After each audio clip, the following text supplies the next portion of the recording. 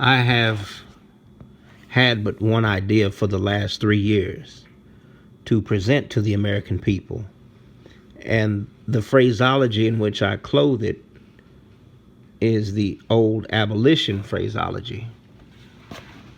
I am for the immediate, unconditional, and universal enfranchisement of the black man in every state in the Union. Without this, his liberty is a mockery. Without this, you might as well almost retain the old name of slavery for his condition. For, in fact, if he is not the slave of the individual master, he is the slave of society, and holds his liberty as a privilege, not as a right. He is at the mercy of the mob and has no means of protecting himself. It may be objected, however, that this pressing of the Negro's right to suffrage is premature. Let us have slavery abolished. It may be said, let us have labor organized. And then, in the natural course of events, the right to suffrage will be extended to the Negro. I do not agree with this. The constitution of the human mind is such that if it once disregards the conviction forced upon it by a revelation of truth, it requires the exercise of a higher power to produce the same conviction afterwards. The American people are now in tears. The Shenandoah has run blood, the best blood of the North. All around Richmond, the blood of New England and of the North has been shed, of your sons, your brothers, and your fathers. We all feel in the existence of this rebellion that judgments terrible, widespread, far-reaching, overwhelming, are abroad in this land. And we feel, in view of these judgments, just now, a disposition to learn righteousness. This is the hour. Our streets are in mourning. Tears are falling at every fireside. And under the chastisement of this rebellion, we have almost come up to the point of conceding this great and this all-important right of suffrage. I fear that if we fail to do it now, if abolitionists fail to press it now, we may not see for centuries to come the same disposition that exists at this moment. Hence I say now is the time to press this right. It may be asked, why do you want it? Some men have got along very well without it. Women have not this right. Shall we justify one wrong by another? That is a sufficient answer. Shall we at this moment justify the deprivation of the Negro of the right to vote because someone else is deprived of that privilege?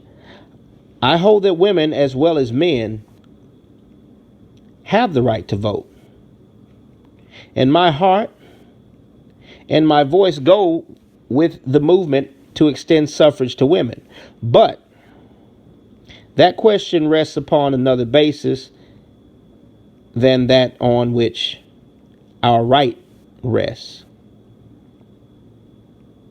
We may be asked, I say, why we want it. I will tell you why we want it. We want it because it is our right. First of all, no class of men can, without insulting their own nature, be content with any deprivation of their rights. We want it, again, as a means for educating our race.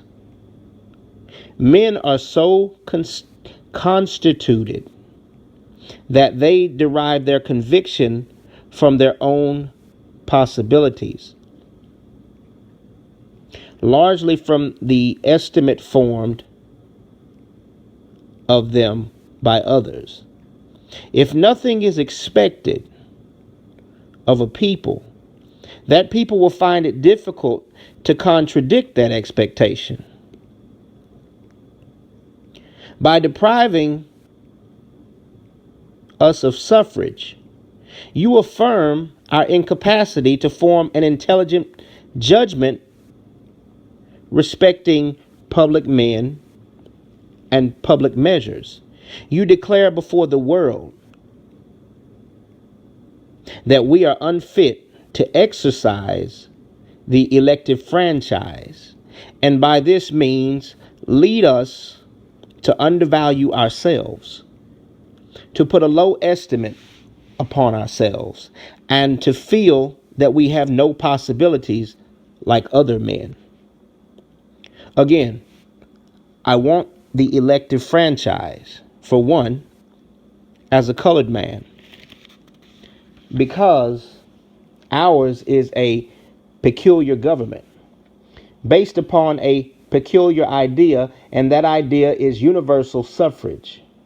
If I were in a monarchical government or an autocratic or aristocratic government where the few bore rule and the many were subject, there would be no special stigma resting upon me because I did not exercise the elective franchise.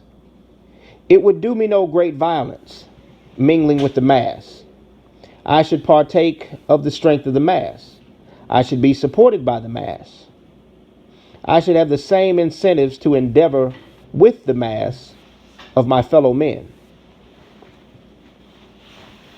It would be no particular burden, no particular deprivation. But here, where universal suffrage is the rule, where that is the fundamental idea of the government, to rule us out is to make us an exception, to brand us with the stigma of inferiority, and to invite to our heads the missiles of those about us. Therefore, I want the franchise for the black man. There are, however, other reasons, not derived from any consideration merely of our rights, but arising out of the condition of the South and of the country.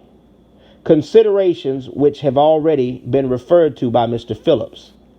Considerations which must arrest the attention of statesmen. I believe that when the tall heads of this rebellion shall have been swept down, as they will be swept down, when the Davies and Toonses and Stevenses and others who are leading this rebellion shall have been blotted out, there will be this rank undergrowth of treason to which reference has been made, growing up there and interfering with and thwarting the quiet operation of the federal government in those states. You will see those traitors handing down from sire to son the same malignant spirit which they have manifested and which they are now exhibiting with malicious hearts, broad blades, and bloody hands in the field against our sons and brothers.